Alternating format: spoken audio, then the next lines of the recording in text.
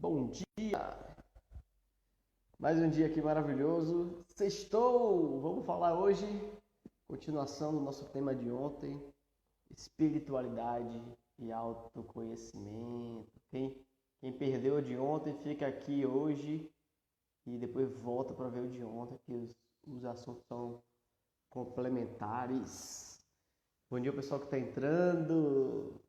Vamos lá nesse dia aqui maravilhoso. Vou dividir a telinha aqui com o meu amigo Robson Cunha. Bom dia, Davina, Annelise. Falta só o Robson entrar aqui pra gente dividir a telinha. Davina, acorda o Robson aí, rapaz. Tomou café ainda não? Será que eu entrei cedo demais, gente? Tá na hora certa? 8 e 8?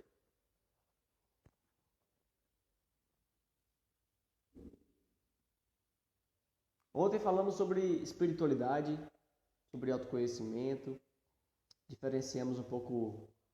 Aí, Robson entrou, meu amigo. Vou chamar você aqui para a tela. Bom dia! Bom dia, bom dia, bom dia, bom dia, bom dia. Tá que vontade de ficar se espreguiçando o tempo todo. Oh, coisa boa. E Tudo aí, bom? meu amigo, bom dia para você. Cada dia melhor, sempre. Principalmente hoje, né? Que é dia de festa. É dia de festa. Hoje é dia de festa. Hoje vai ter uma festa. Isso, Já você acordei com surpresa aqui, rapaz. Bateram na porta aqui trazendo torta, foi? pão, um café da manhã, massa. Por isso que eu achei que eu ia perder o horário aqui, mas cheguei no horário. Tá certo, meus parabéns, meu velho. Você faz Obrigado. aniversário e a gente ganha um presente, né? De beber dos seus conhecimentos, esse presentão que você nos dá, de ceder seu tempo para todos nós.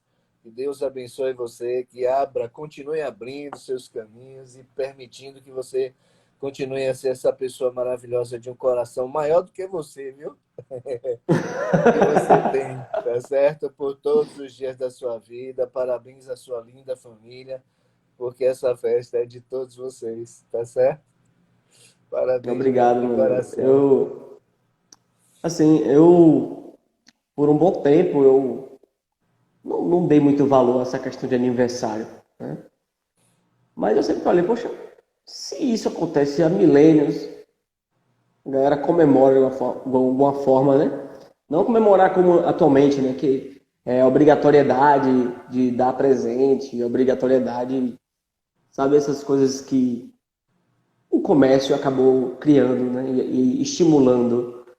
Mas existe uma intenção muito positiva em se lembrar de que se deu mais uma volta em torno do Sol, e tem muito a ver com espiritualidade isso. Né? Porque a gente já entra no tema dizendo que enquanto a gente lembra que é o nosso aniversário, a gente também precisa lembrar que a gente está dentro de um sistema grande. E o aniversário é contado de acordo com o sistema grande.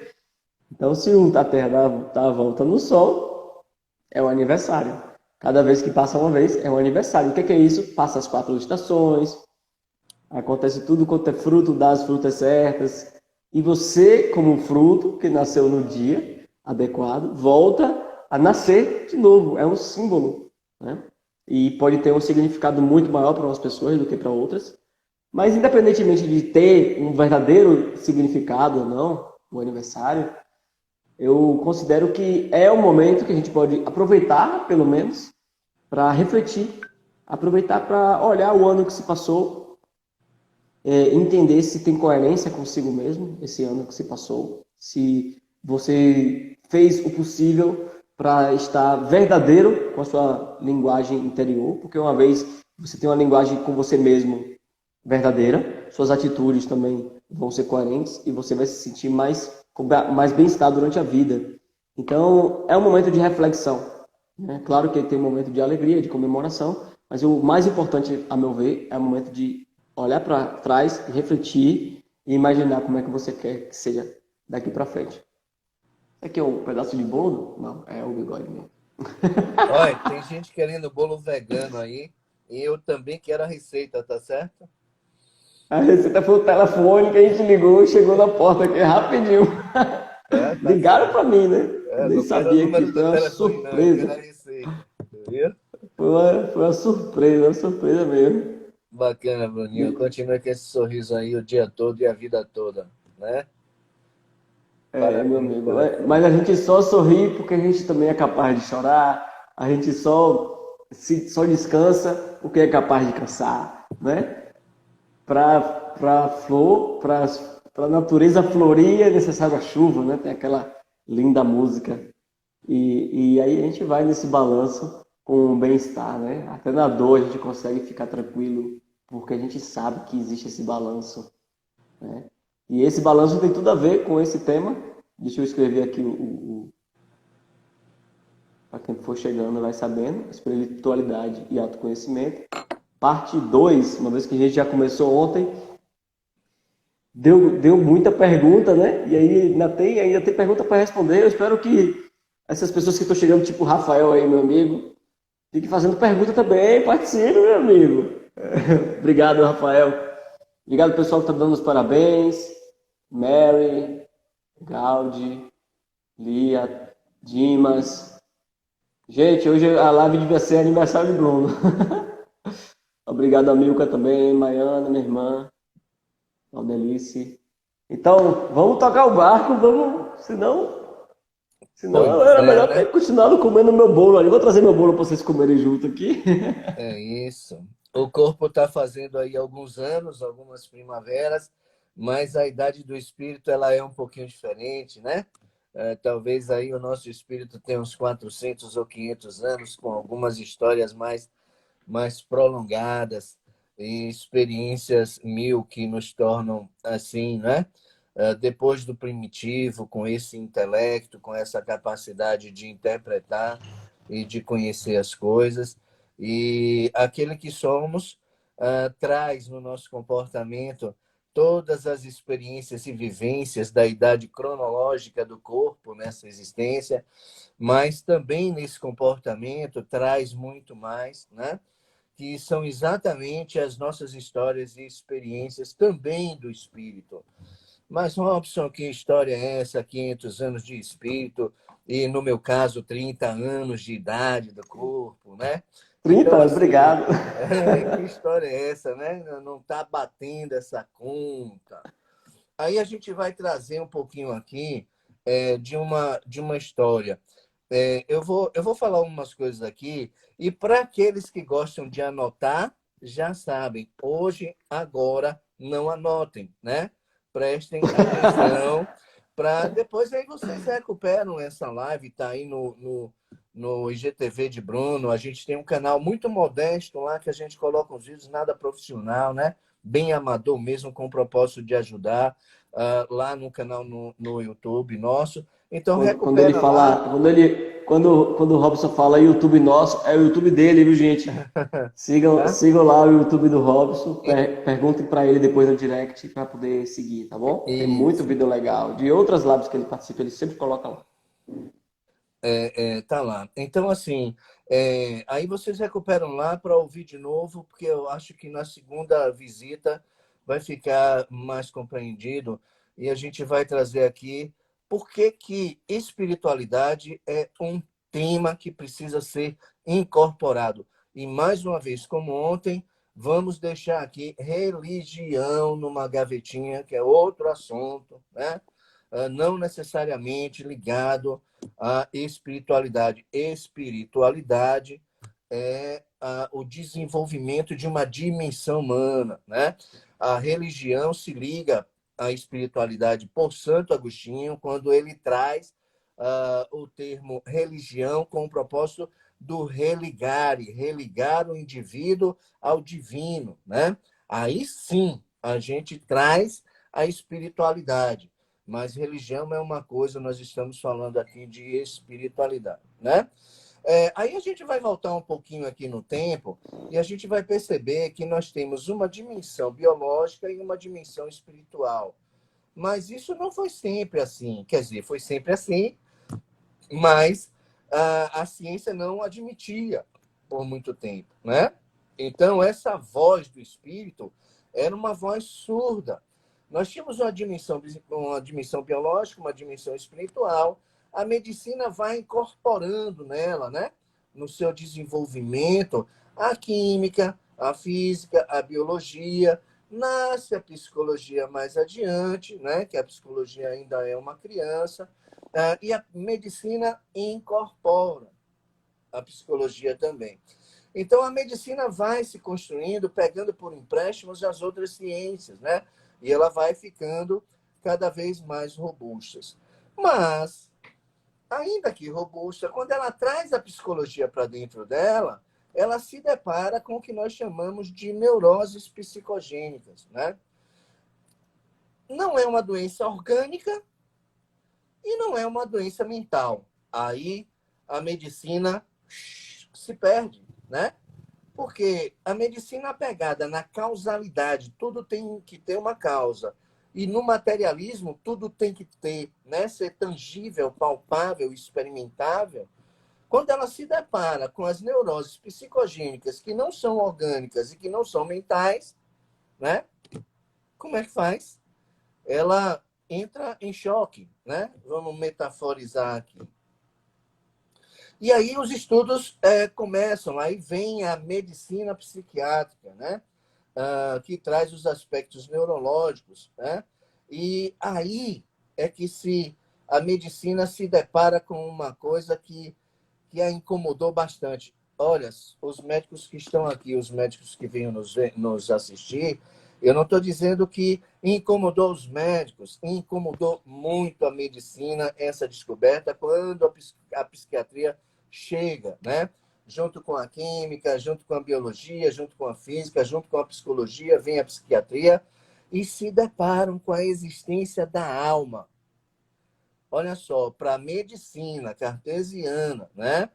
No rigor científico, se deparar com o intangível, o não palpável, o inexplicável, não material, foi realmente um choque muito grande, né? E, a partir daí, descobrindo-se a alma, percebe-se um pouco mais que a alma, etiologicamente, ela tem um fator de provocar, produzir enfermidades. Olha só, a medicina toma o primeiro choque. Nem tudo é corpo. Tem alguma coisa aí dentro desse corpo que nós vamos chamar de alma. Ponto. Isso já abalou. Aí vai mais adiante, né? Por isso que a gente diz, não estamos trazendo verdades aqui, né? A Terra já foi o centro, né, do universo, era uma verdade. Essa verdade, na verdade, não era verdade, era hipótese, né? Essa hipótese foi atualizada e deram nome, né, a essa atualização de verdade. Nós não estamos trazendo verdades aqui. Então, assim, a medicina se choca pela segunda vez, porque incontestavelmente, com o avanço da tecnologia, né? Com as riquezas dos laboratórios, o que é que acontece? Percebe-se que, etiologicamente, a alma também é um fator de adoecimento. Então, gente, olha aí, é exatamente aí nesse ponto que a gente traz, né, para a ciência o espírito. E a dimensão espiritual precisa ser olhada, precisa ser enxergada, respeitada, alimentada e nutrida. Ok, Robson, para por aí. Não, para por aí, né? Tem mais alguma coisinha. A medicina que se apoia nos pressupostos filosóficos da causalidade e da materialidade, ela enfrenta essa psiconeurose. Já ouviram falar que a psicologia é a medicina do nada, né? Então, quando a clínica, né, orgânica não encontra razões, o que é que faz? Olha, tá tudo perfeito aí dentro, né? E o seu problema é o quê? É emocional. Eu sugiro a você que procure um psicólogo. Mas antes não era assim, né? Antes se classificava lá pelo século XVII, quando não se encontrava uma causalidade, não é casualidade, é causalidade orgânica, biológica, né? Ou neurológica se atribuía a um castigo divino, né? E aí vinha a expressão, não tem jeito, é Deus, é o castigo divino, né? E hoje ainda permeia, né? Muitos ainda imaginam que não merecem aquela enfermidade, não dialogam com ela, porque a enfermidade, como diz Nietzsche, né? Maravilhosamente, é um fator de saúde, né? É um fator evolutivo. Quando não se tem a doença dessa forma, se vai acusar Deus ainda nos dias de hoje. Então, a medicina ela se depara com a chamada psiconeurose, que é um fator psíquico causador de perturbações, né?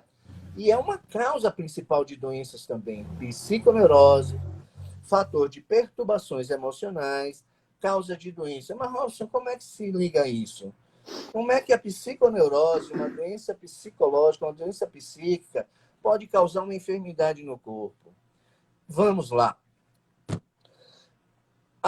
As doenças as psiconeuroses, elas afetam as emoções, que se ligam diretamente às estruturas físicas, hipófise, tálamo, né? Hipotálamo, que são os gerenciadores, são, digamos, os superiores, os empregadores das glândulas. Então, vamos voltar. As psiconeuroses afetam a estrutura física do cérebro e que fazem com que as glândulas deixem de produzir hormônios da vida ou diminuam essa produção ou simplesmente continuem produzindo, mas que o cérebro não capte, né, esses hormônios. Os mecanismos, a partir daí, são diversos, né? E não vamos complicar mais do que o que a gente já habitualmente complica. E a partir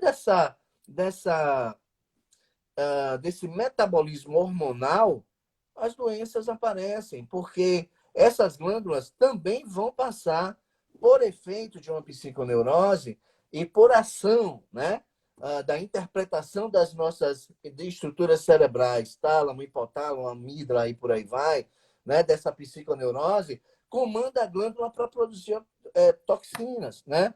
E aí lá vai a neuropidefrina, epidefrina, adrenalina, né? Essas toxinas, e aí o corpo começa também a adoecer, né? Então a gente percebe isso aí.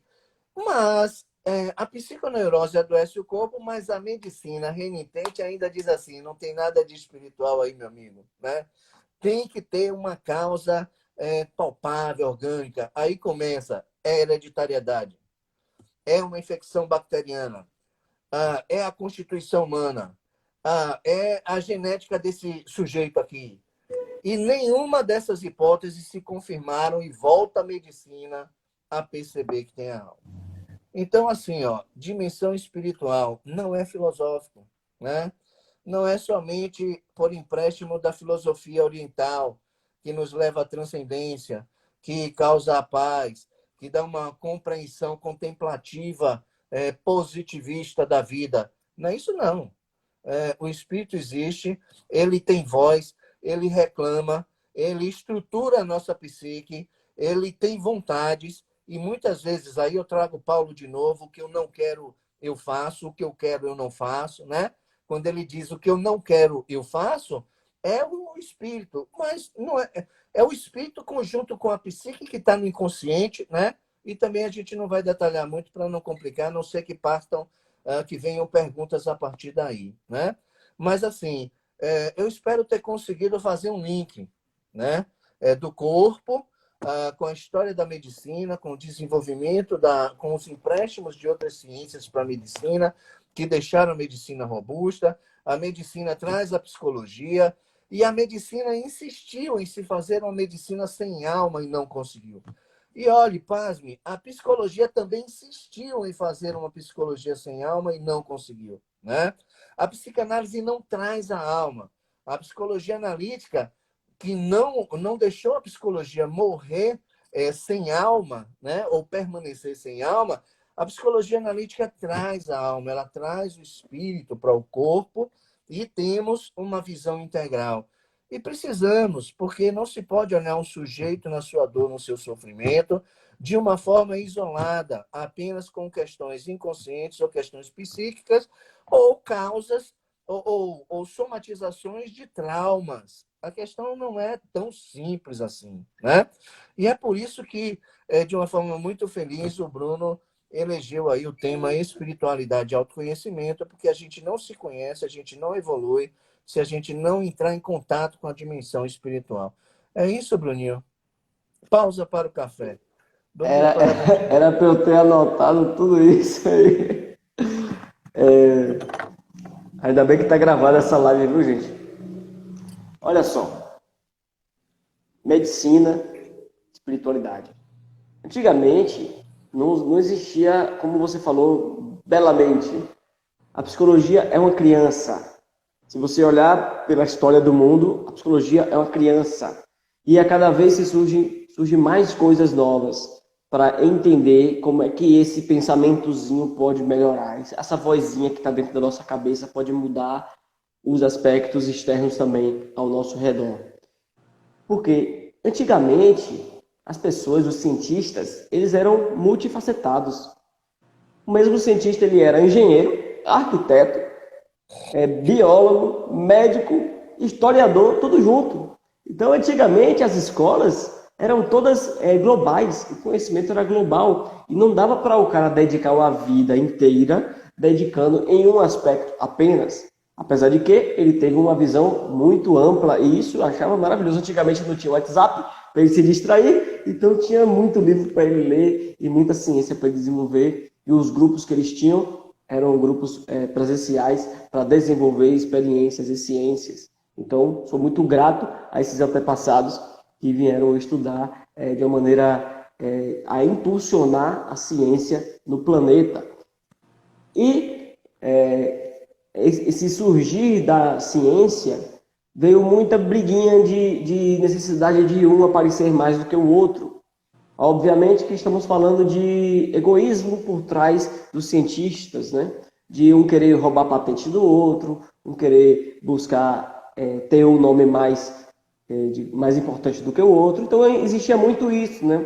Mas é justamente nessa bipolaridade, nessa guerra, nessa polaridade e que vai desenvolvendo, estimulando ainda mais a ciência. Eu não sei dizer para você se guerra é bom ou ruim por conta disso, porque se tudo que a gente tem hoje digamos, evoluído veio dessas briguinhas e guerrinhas de ego, talvez esse ego a gente não entenda ainda direito ele, né? Talvez ele seja justamente um catalisador a provocar um acordar, um incômodo, para a gente começar a aprofundar mais no entendimento das coisas ou no desenvolvimento das coisas. Por que eu estou dando essa volta? Para dizer que se a psicologia é recente, é porque precisamos mergulhar mais nela. E eu ainda me surpreendo por ela ser tão recente, porque, por exemplo, as linhas que eu estudo, as linhas que o Robson estuda, por exemplo, a gente estuda a psicologia junguiana. Robson lê muito mais do que eu, com certeza. A gente estuda também corpo. Entramos numa pós-graduação juntos, cada um tomou seu caminho depois, mas entramos juntos na pós-graduação, que falava sobre corpo e psicologia junguiana. Entendemos de trauma. E essa área de corpo e trauma, ela é uma área, a psicotraumatologia, que já é mais rápido para resolver os problemas do que comparado com a psicanálise ou com outras linhas, né, como a TCC e coisa e tal. É só uma comparação estatística. Não estou dizendo que é melhor nem que é pior. Mas, por exemplo, a PNL, as ferramentas de PNL, as ferramentas de outras ferramentas das tecnologias mentais que foram surgindo, o desenvolvimento das constelações familiares, o desenvolvimento de outras coisas foram surgindo recentemente, em menos de 40 anos, em 30 anos, ou menos. Recentemente, você está no novo código da PNL, cada vez se entende mais e se consegue mais rápido um resultado na vida da pessoa. Porque ao invés de simplesmente procurar algo físico, olhar, você está com isso porque tem tal coisa ali manchada no seu coração. A gente não está mais fazendo isso. Você está sentindo isso porque tem uma deformidade lá no seu... A gente não faz mais isso. É diferente agora. O olhar é um olhar mais holístico.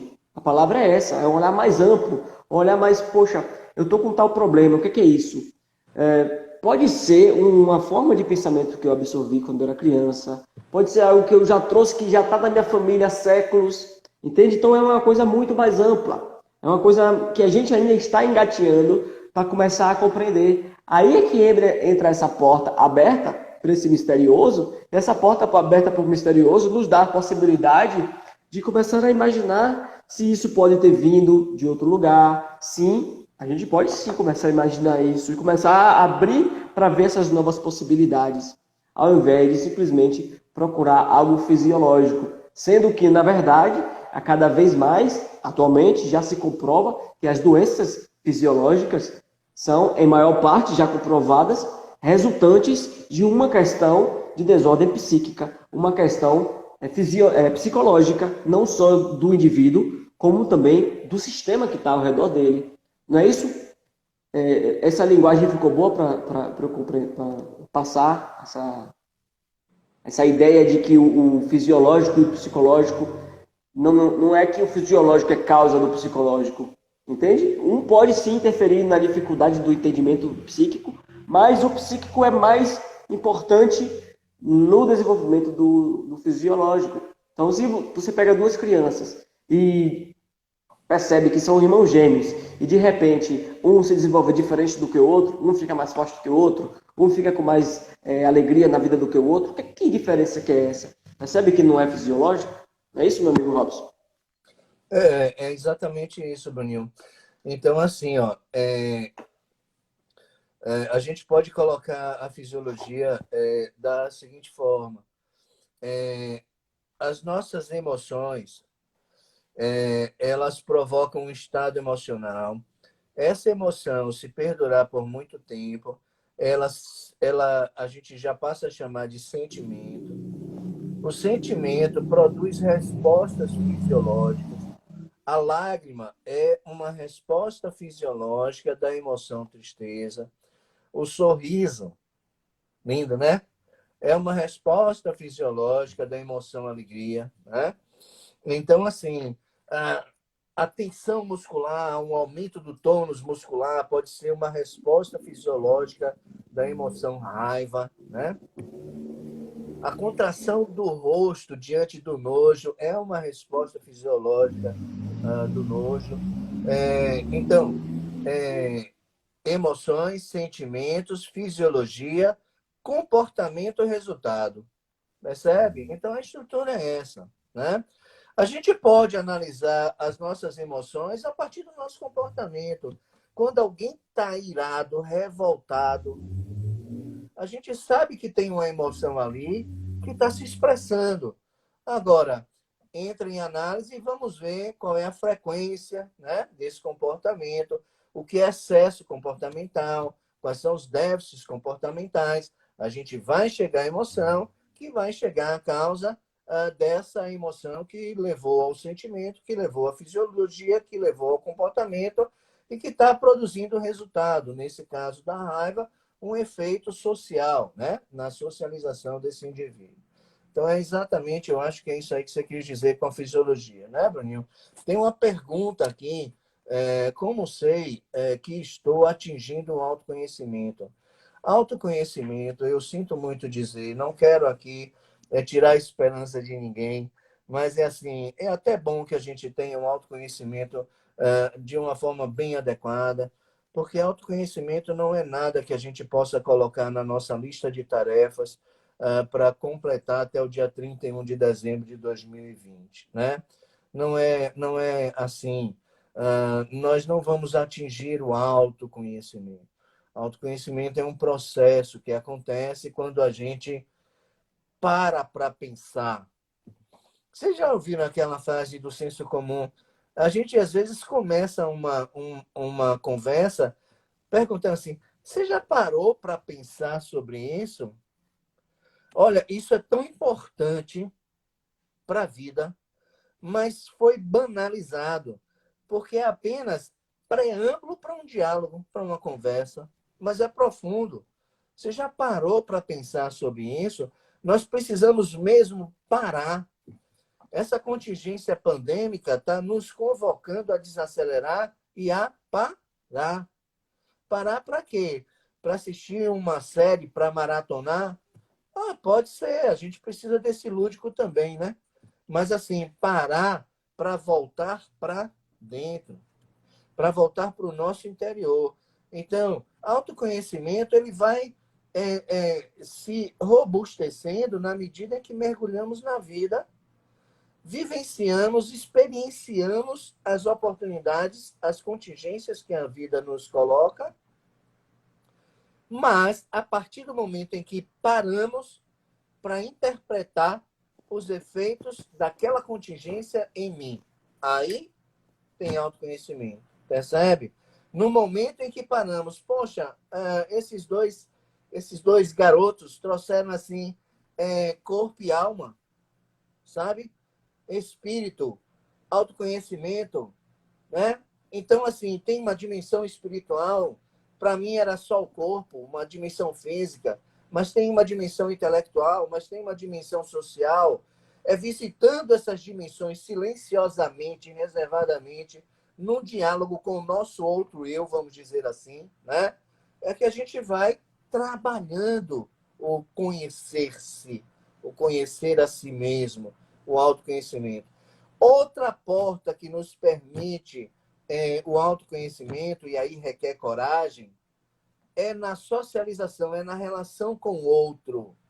Então, a gente tem que parar mesmo para observar o que é meu, o que é do outro. O que é que nesse relacionamento, nessas questões, nesse desconforto, nesse sofrimento, nesses desentendimentos, nesse conflito, é projeção minha no outro. O que é que nesse conflito, no relacionamento com o outro, falta em mim? Percebe?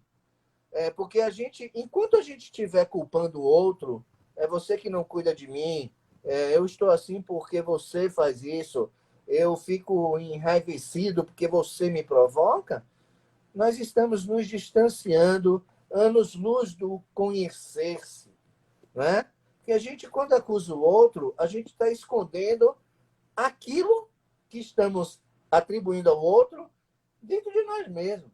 Então, é outra porta para o autoconhecimento. É por isso que nós não somos frutos do meio, como aprendemos na escola. Não sei se ainda ensinam dessa forma, mas nós somos seres atualizáveis, nós somos seres sociais. Nós precisamos nos socializar exatamente porque é pelo outro o que a psicologia traz como não ego, né? O ego sou eu, né? É exatamente nessa relação com o não ego, essa relação com o outro, que eu me vejo. E o autoconhecimento passa incontestavelmente, invariavelmente, inexoravelmente pelo outro. Pelo outro. Muitas teorias dizem assim, o outro não existe. Existe e nós precisamos materializar e personalizar o outro e encarar o outro. Porque é o outro que me mostra, não imperativamente me acusando ou mostrando os meus defeitos, nem a ausência das minhas qualidades. Não é isso. E não tentemos fazer isso com o outro. Olha, você precisa melhorar nisso, você precisa mudar isso, você precisa alterar seu comportamento. Não é isso, não, que ajuda o outro a desenvolver o autoconhecimento. Autoconhecimento é alto mesmo. É o efeito que provoco no outro e é o efeito que o outro provoca em mim nessa relação é que me permite me conhecer. Se eu tiver coragem, né, de me enfrentar. Porque assim, nós, como dizia Caetano, né, diz ainda, de perto ninguém é normal. Quando a gente se aproxima de nós mesmos, a gente vai ver que nós não somos tão bonitinhos como aparecemos assim nesse vídeo, né? Então é preciso coragem e seriedade para ir buscar esse autoconhecimento. É isso, Bruninho. O cara ligou a máquina aqui, acho que é melhor você continuar falando aqui. Tô abafando o microfone por causa do barulho, né?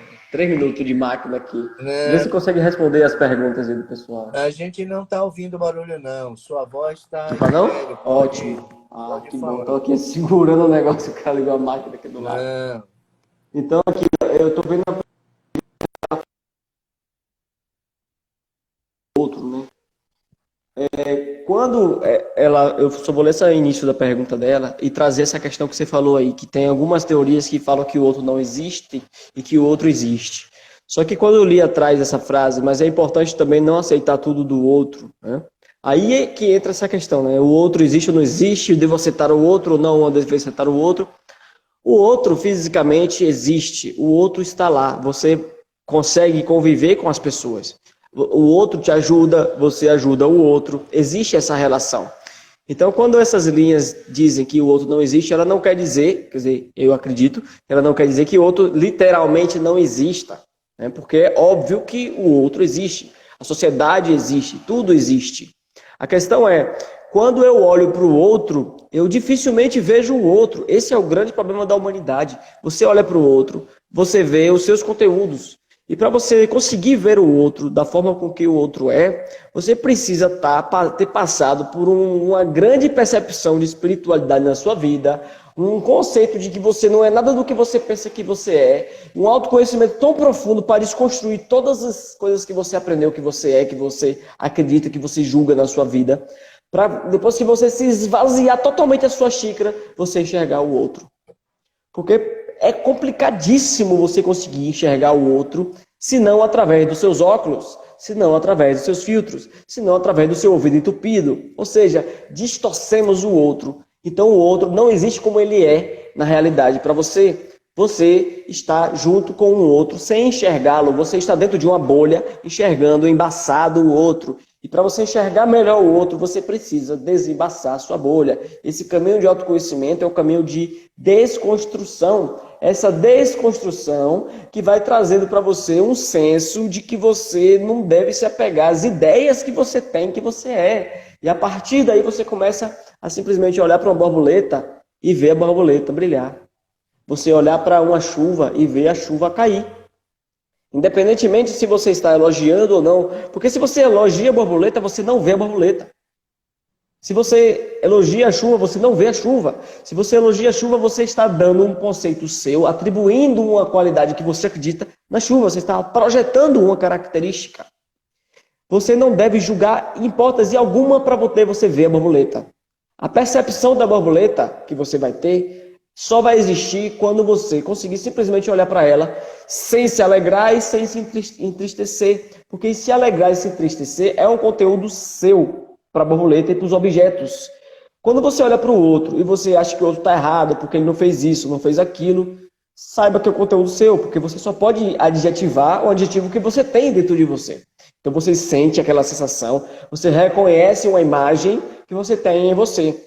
A partir do momento que você tira suas cascas, você tira suas percepções, você consegue realmente estar num estado, digamos assim, sobre-humano, que a gente considera humano, as emoções, né? Sobre emoções, um pensamento superior, um pensamento de amor verdadeiro, um amor incondicional, que eu não sei se eu consegui atingir ainda, não sei se ninguém vai conseguir atingir aqui nesse planeta, mas a busca por isso, a busca por ampliar a consciência de maneira tal e perceber que o mundo está aí e simplesmente ele está, simplesmente é, eu sou o que eu sou, tudo é o que é. A partir daí eu consigo enxergar o outro, consigo enxergar o mundo.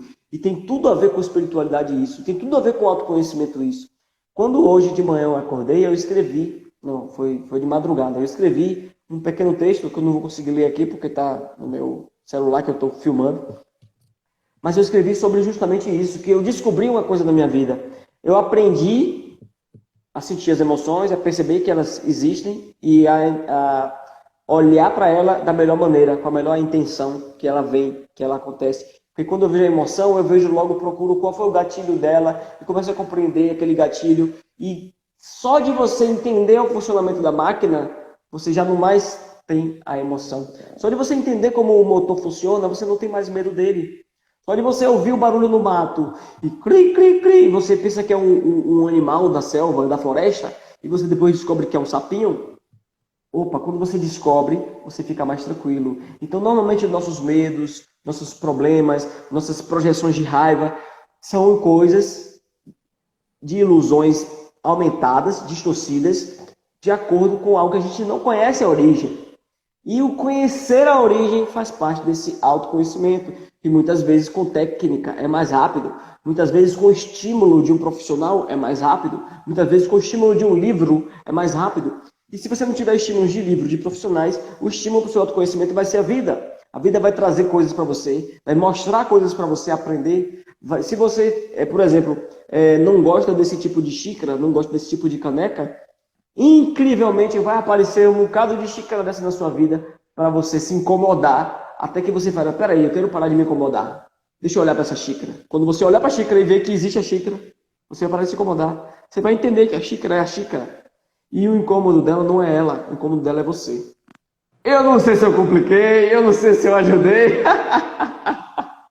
Mas alguém perguntou sobre autoconhecimento aí, antes de dar a bola para o Robson. Bruninho, você é um cara. É confuso, e a confusão faz parte do aprendizado. Eu já passei um dia inteiro, um domingo assim, deitado numa rede, praticamente deitado o dia inteiro, sofrendo de angústia, porque estava aprofundando o meu autoconhecimento e estava caindo várias fichas e tirando várias máscaras de mim. Dói, tirar as cascas dói mesmo, tá? E se você tiver coragem, se jogue, porque o sofrimento vai ajudar você a superar isso, encarar isso, aceitar isso e isso ficar mais leve, para você chegar num ponto e você... Cada um tem o seu ponto, né? Eu não posso dizer qual é o melhor ponto. Só posso falar sobre mim, mas eu posso dizer que eu cheguei num ponto que eu consigo sorrir diante de uma dor. Eu consigo chorar e o meu choro, ele dura menos tempo do que antigamente. Porque o meu choro já aprende a ressignificar logo em seguida. Então, quando você começa a aprender como funciona o seu corpo, o seu cérebro, a sua carruagem, você começa a cavalgar melhor durante a vida. Né, meu amigo? É exatamente isso aí. Tem uma pergunta aqui bem legal da Lia, mas eu vou pegar, Lia, que é a primeira que lhe atrai, quando ela diz assim, mas isso quer dizer que a gente... não, mas nessa não, é a outra, Lia. É uma que está mais acima, quando Lia diz assim, é importante também não aceitar tudo dos outros, mas olha só, não se fala em aceitar tudo dos outros. Relacionar-se com o outro não significa aceitação. São duas identidades e a minha identidade precisa ser preservada. Existe esse aceitar tudo do outro? Existe. Tem duas figuras na psicologia que nós chamamos de introjeção e projeção. Projeção é a falta são as minhas faltas que eu atribuo ao outro. Eu sinto uma necessidade de uma mãe, eu vejo na minha parceira uma mãe, né? Eu sinto necessidade de um pai, vejo no meu parceiro um pai. Então, é aquilo que falta em mim que eu projeto no outro, atribuo ao outro a responsabilidade de completar em mim aquilo que me falta. Projeção, né? Eu projeto no outro. Introjeção. Eu trago o outro para viver e vivo a vida do outro. Eu trago o outro para dentro de mim e vivo a vida dele. Eu perco a minha identidade, eu me abnego, nego a mim mesmo. Os meus prazeres serão os prazeres do outro. Sabe aquela coisa de que, ok, vamos sair para jantar? Vamos. Você prefere carne, peixe, frango ou vegano? Não sei. O que você escolher, para mim, tá bom. Percebe?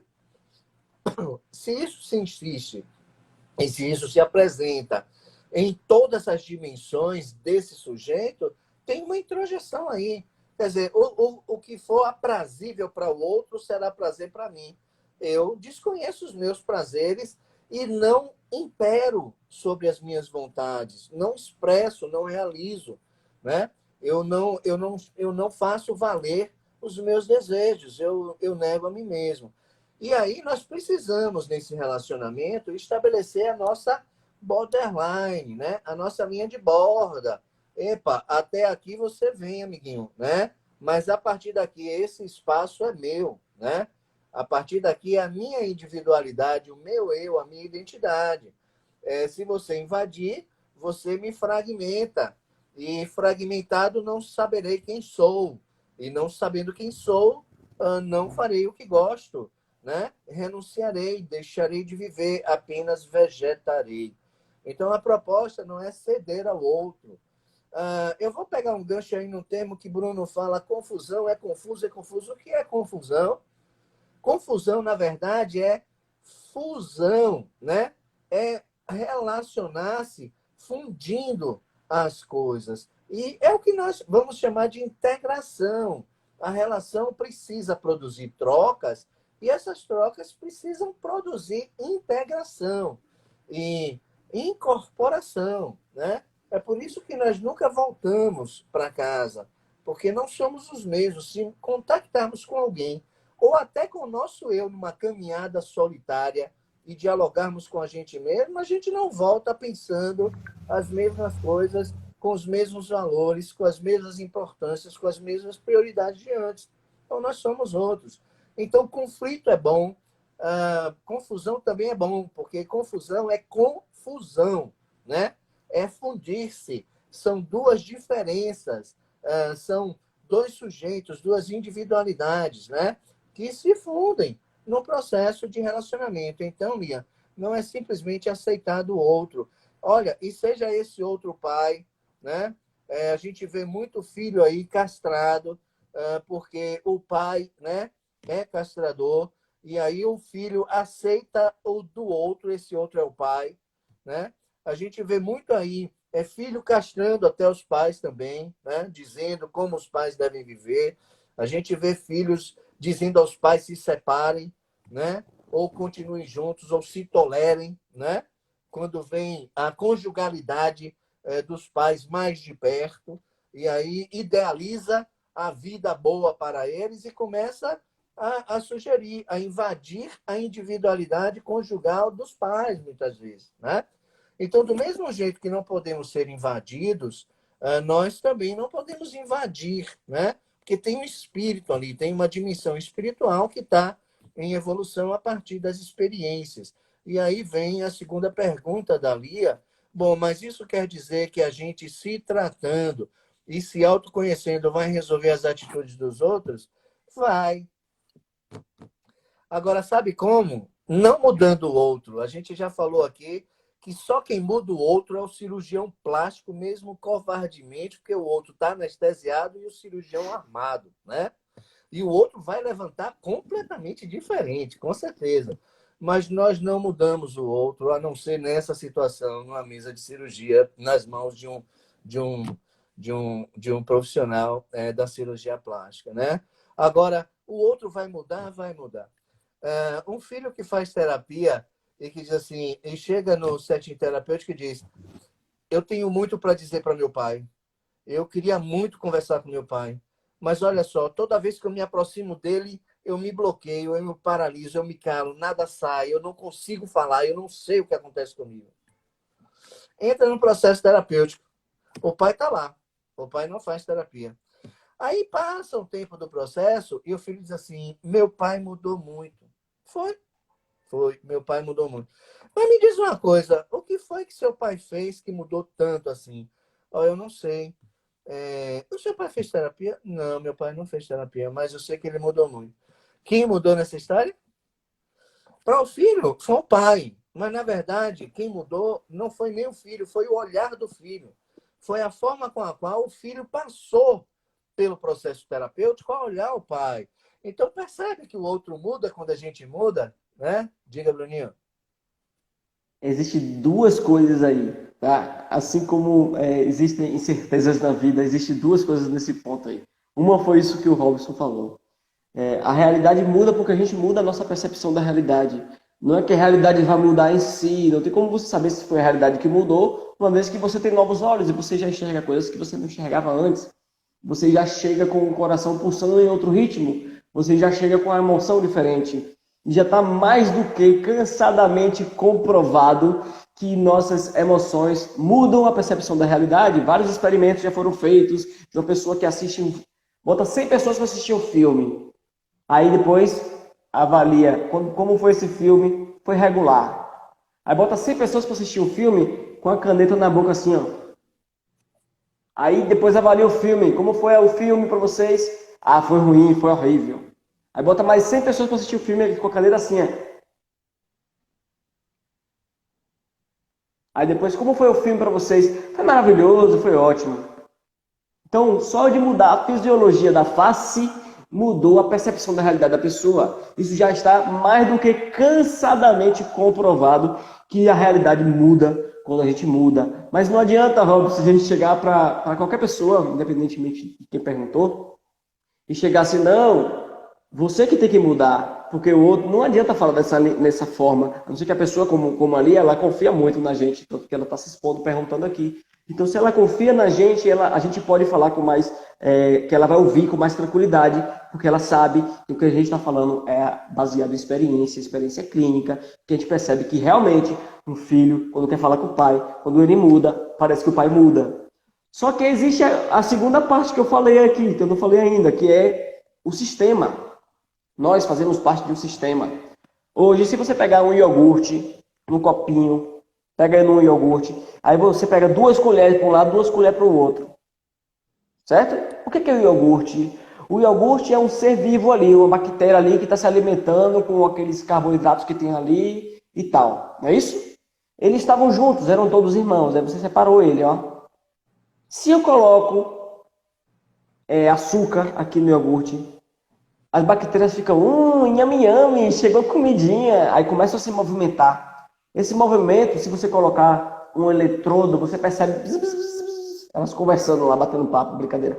Mas você percebe movimentação elétrica no iogurte. Só que, se você chegar para o iogurte dividido, que eram irmãos, coloca açúcar só nesse aqui, o de cá não teve contato com o açúcar, mas ele também começa a vibrar como se estivesse recebendo o açúcar. Isso já está comprovado. Se você separar eles a 500 mil quilômetros de distância, eles vão continuar reagindo igual. Já está comprovado que as coisas estão conectadas. Nosso sistema está conectado. Eu estou conectado a meus pais, a meu filho, a meus irmãos. Quanto mais próximo a espécie, mais fácil é identificada essa conexão.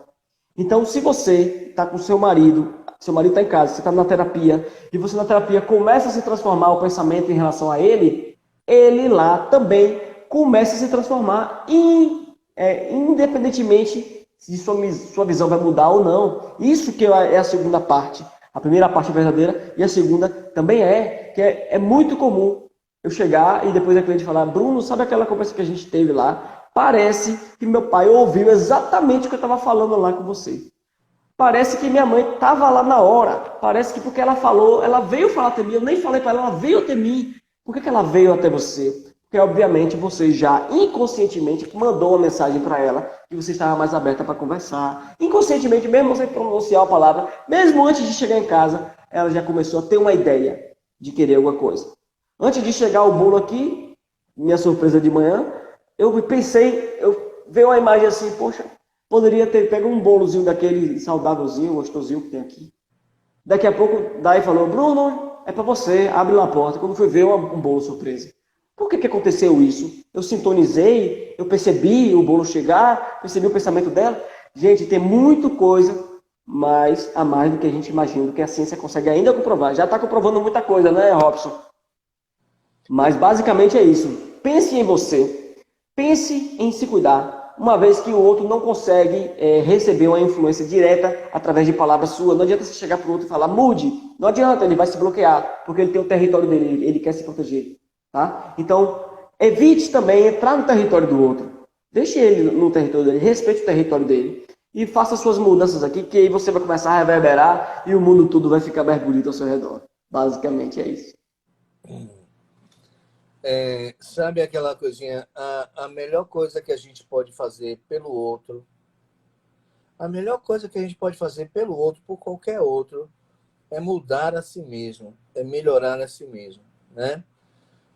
Quando a gente passa a se trabalhar num processo de autoconhecimento, a gente vê o mundo de uma outra forma. Eu costumo dizer, quando a gente desconectar aqui, cada um vai voltar para o seu cotidiano, mas vai encontrar o mundo do mesmo jeito. As pessoas com as quais habitualmente nos relacionamos estarão do mesmo jeito, mas nós temos a oportunidade de modificar o nosso olhar e olhar diferentemente para o mundo que não mudou, que é o mesmo, e olhar diferentemente para as pessoas que não mudaram, que continuam sendo a mesma, né? Quer ver uma coisa? Alguém me provoca, eu me irrito, reajo, né? E devolvo com agressividade a agressividade recebida. eu vou percebendo que aquilo não importa mais para mim, que não vale o preço que eu pago, a taquicardia, a adrenalina, o estado de alerta, a irritação, aquilo me desgasta. Eu ressignifico aquela situação, eu dou um outro valor ao objeto que era disputado, aí o outro não muda, ele vai continuar provocando, mas já não vai encontrar em mim a mesma reação. O que é que vai acontecer? Ele vai se surpreender. Porque quando ele me agride, ele espera uma reação igual e contrária. Quando essa expectativa é frustrada, o que é que acontece? O outro muda a estratégia. Percebe como a gente muda o outro a partir da relação, né? Então a gente muda o outro mudando a nós mesmos. A melhor coisa que a gente pode fazer pelo outro é nos tornarmos pessoas melhores e sabendo que temos a dimensão espiritual, né, a ser É isso. trabalhada, que é Eu quero só pegar o determinante parênteses. nesse processo. Deixa eu te interromper aqui por causa desse parênteses que eu quero pegar. Exatamente isso que eu quero pegar. Se você, gente, aí de casa, quer lidar com o seu relacionamento de uma dimensão física, talvez você vai ter sofrimento na sua vida. Mas se você vai para a espiritualidade, vai para um olhar mais amplo, vai para um olhar mais holístico, vai para um olhar mais de sentir, de conexão, de gratidão com a vida, que é o amor, o não julgamento, aí você começa a ter outra forma de resolver os seus problemas e você vai ficar surpreso ou surpresa quando você sentir isso. Fecho meu parênteses, devolvo a bola para o meu amigo Robson. Eu Tem acho uns que 4 faltam minutos. poucos minutinhos, né, Bruno? Então, assim, é um tema muito rico, muito vasto. Talvez algumas perguntas a gente não tenha respondido. O direct está aí para isso. Mas eu vou trazer aqui um ponto que confirma a dimensão espiritual, né? E nós só falamos aqui em espiritualidade pelas vias da ciência, tá? Então, não ficamos no campo exclusivamente da fé, muito menos da fé religiosa e nem tampouco da fé filosófica. Nós trouxemos aqui a dimensão espiritual no aspecto científico, né? E para corroborar com isso, tem um livro fantástico escrito por um neurocientista, que o pai dele também foi neurocientista, que eu acho que está aparecendo aí ao contrário, mas é uma prova do céu, né? É uma experiência quase morte de um neurocientista que trabalhava no hospital exatamente na ala de situações de quase morte, né? Daqueles que tinham problemas e tinham entrado em coma por algum tempo e retornavam, iam para as mãos desse doutor Alexander, né? Mas como o Criador, né? Como Deus é perfeito, o que acontece? Acontece uma virose cerebral. Como é o nome dela? Meu Deus. Uma virose meningite. Eu te entendo, Né? faltam 2 Uma minutos, a gente fica meningite assim quando que faltam 2 simplesmente minutos. leva esse doutor Alexander ao coma. E ele passa 7 dias em coma. E ele entendia que era histeria, né? Os relatos dos pacientes dele quando voltavam do coma, e ele agora traz os próprios relatos. É um livro fantástico, Uma Porta para o Céu, e leiam sobre experiência quase morte para ter um contato mais direto com a dimensão espiritual. Vamos falar sobre a experiência quase morte na parte 3? Se você desejar, a gente entra nessa junto. Pronto, parte 3, experiência quase de morte. E vamos falar da experiência de Carl Jung também, Ok. tá? E aí vamos confrontar a ciência com teoria, tá? Vamos trazer o que a ciência já tem, vamos trazer o que a religião também pode trazer sobre isso, vamos trazer o que pode ser imaginação, o que pode ser efeito químico, e o que pode ser misterioso, né? Digamos assim, né? Que é essa porta do misterioso. Combinado? Combinadíssimo. Sempre pronto. Pronto. Se tiver alguma Então, pergunta eu em deixo números, logo o meu abraço. manda para o direct, né? Um Deixo beijo logo o aí meu no abraço coração aqui de e vou todos. deixar o Robson se despedir aí, meu amigo. Obrigado, Robson. Tem Eu 1 que minuto para agradeço você a se vocês. despedir. Parabéns de novo, Bruninho. Um grande beijo aí no coração de todos e um abraço na alma de cada um, tá? Beijo. Ainda tem 30 segundos de abraço imaginário. Pronto, então vamos lá. Sintam-se abraçados por 30 Pessoal, segundos. eu quero agradecer o Robson, agradecer a minha família por ter feito surpresa hoje para mim, no meu aniversário, agradecer as pessoas que estão aqui também me desejando parabéns. E assim, tamo junto. Qualquer coisa, chama aí e até amanhã, às 8h08 da manhã. Amanhã vamos falar sobre nosso palhaço interior. Quem topa? 8h08 da manhã, sábado. Viu? Um abraço, meu irmão. Tudo de bom. Outro.